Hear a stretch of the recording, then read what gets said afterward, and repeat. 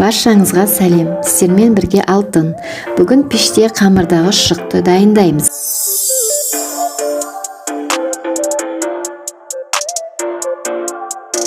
Ыдысымызға жылы сүт құямыз 50 грамм, 50 грамм жылы су құямыз, кішкентай қасықпен дрожь саламыз, және аз қасықпен қаймақ саламыз.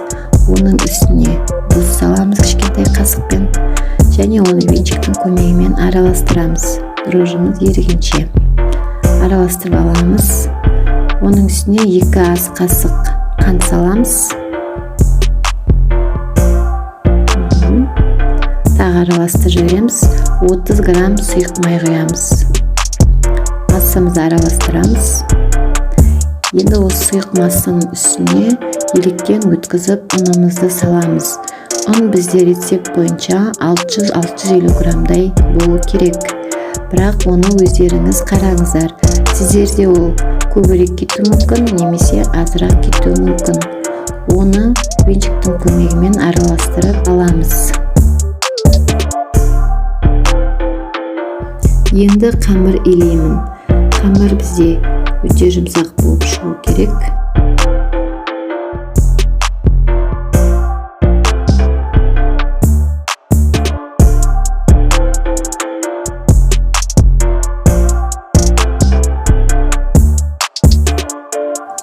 Қамырымыз өте жұмсақ шықты. Оны ысқа салып, бетін пищевой пленкамен жабыстырып, 1 сағат жарымға жылы жерге қоюымыз керек. Әбден көтерілгенше.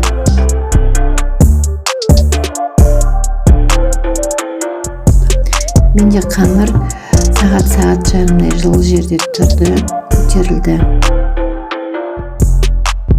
Кішкене оны аздап тағы да илеп аламыз. Қатты болып кетпеу керек.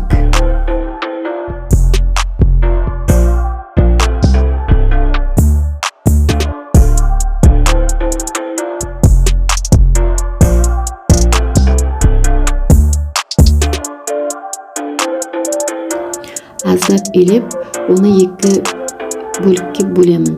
Бір бөлігін алып қоямын, бір бөлігін және ортасына бөлемін.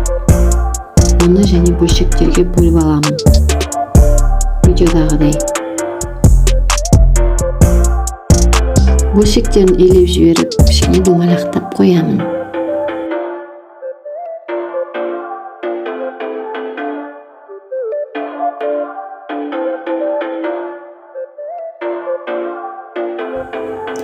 Илеп болған қамырдың бетіне орамал жауып 10 минуттай қоямын. Сәл көтерілу керек. Менде қамыр 10 минут тұрды, сәл көтерілді. Енді қамырды созып, шұжықтың бетіне орайтын боламын.